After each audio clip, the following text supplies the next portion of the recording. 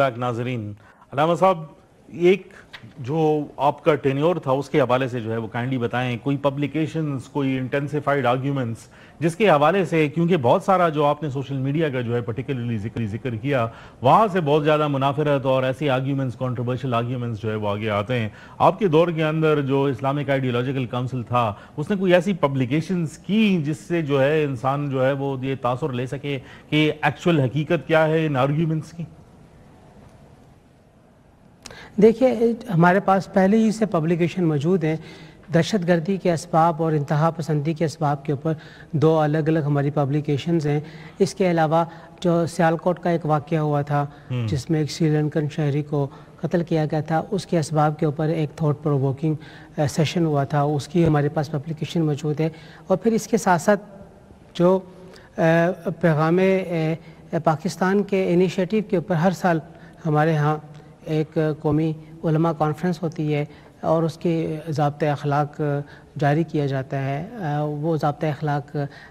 हमारे 2 दफ़ा मेरे दौर के अंदर हमने जारी किया है उसे। वो उसकी बहुत वसी पैमाने के ऊपर मीडिया के अंदर कवरेज भी हुई है, वो भी हमारे पास मौजूद है। फिर इसके साथ साथ जो हमारी अमूमी पब्लिकेशन है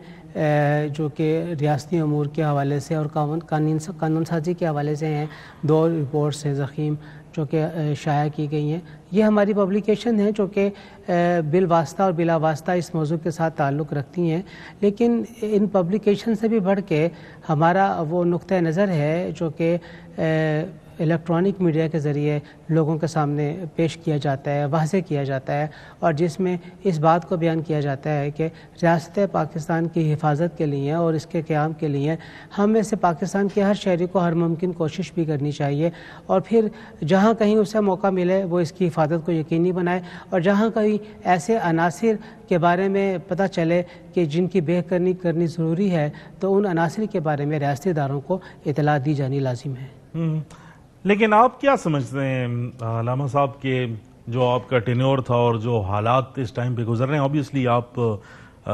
काफ़ी गहरी नज़र रखते हैं इन मामलात पर, ये जिस तरफ हम जा रहे हैं ये तो लगता नहीं है कि जो इस किस्म के सेंटिमेंट्स हैं जो एक्सट्रीमिज़म और टेररिज्म से जो है वो ताल्लुक़ रखते हैं, वो किसी वक्त जो है माजी जो है वो करीब के अंदर जो है कहीं पर या रुकने के लिए कोई निशानदेही जो की गई हो। मुझे तो ऐसा लगता है कि गालिबन ये और भी जो है वो बढ़ रही हैं। आप क्या समझते हैं?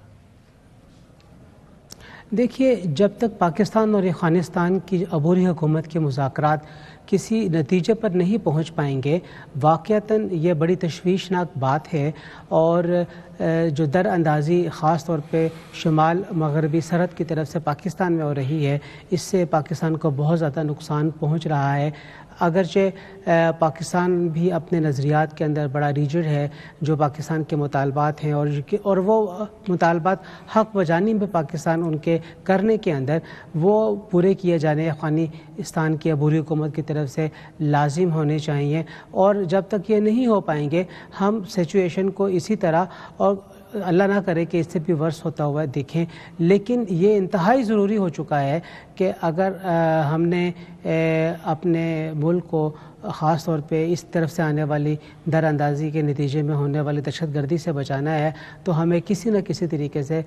अफ़गानिस्तान की अबूरी हुकूमत के साथ अपने मुज़ाकरात को न सिर्फ कामयाब करने उनके बनाने होंगे, बल्कि उसके ऊपर एक तवील अरसे तक पहरा भी देना होगा ताकि वो अपने मंतकी अंजाम तक पहुँचे। और इसके लिए हम ये समझते हैं कि जो सबसे बेहतरीन टूल है वो पाकिस्तान को, जो उसके तजारती ताल्लुकात हैं अफ़गानिस्तान के साथ, और जिसमें ख़ास तौर पे अफ़गानिस्तान की ट्रांजिट ट्रेड पाकिस्तान के रास्ते से होती है जो कि उसकी कुल ट्रेड का 60% से भी ज़्यादा है, तो हमें उस ट्रेड के हवाले से भी सोचने की ज़रूरत है। अगरचे अफ़गानिस्तान की सरहदें टोटल पाकिस्तान मिला के 6 ममालिक के साथ लगती हैं, लेकिन ये बड़ी अजीब सी बात है कि अफ़गानिस्तान के जितने भी सरहदी झगड़े और मामलात हैं और सरहदों के हवाले से बात है, वो सिर्फ पाकिस्तान के साथ ही है, ईरान के साथ नहीं है,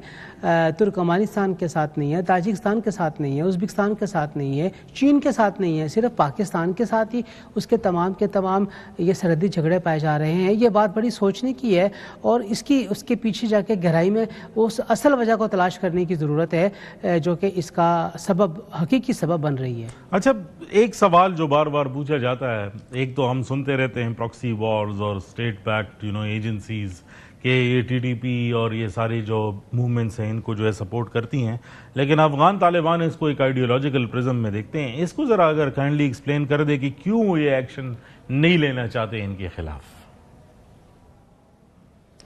دیکھیے ہم یہ سمجھتے ہیں، ہمارا یہ خیال ہے، ایک تو مسلک کے اعتبار سے بھی ایک پیش کے اوپر ہیں، دوسرا افغانیوں کے ہاں ہمیشہ سے یہ بات مقدم رہی ہے کہ وہ بقول ان کے کہ وہ مہمان نوازی کو بڑی فوقیت دیتے ہیں اور مہمان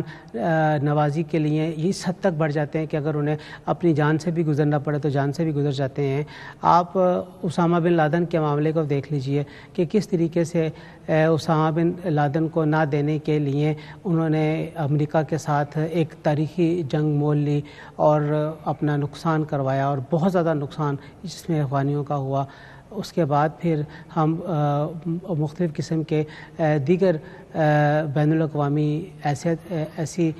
تنظیموں کو دیکھتے ہیں جنہوں نے اپنے ڈیرے افغانستان کے اندر قائم کیے ہوئے ہیں اور اڈے قائم کیے ہوئے ہیں. افغانیوں نے کبھی بھی ان کے ساتھ کسی بھی قسم کی باز پرس نہیں کی، بھلے سے وہ کسی بھی ملک کے اندر کسی بھی قسم کی کوئی حرکت کر لیں. تو یہ ایک ایسا سینٹیمنٹ ہے جو کہ افغانیوں کے ہاں خاص طور پہ پایا جاتا ہے، اور اپنے اس سینٹیمنٹ کو برقرار رکھنے کے لیے وہ حد سے بھی گزر جانے کو اپنے لیے بہت اچھا خیال کرتے ہیں. بہت شکریہ راغب.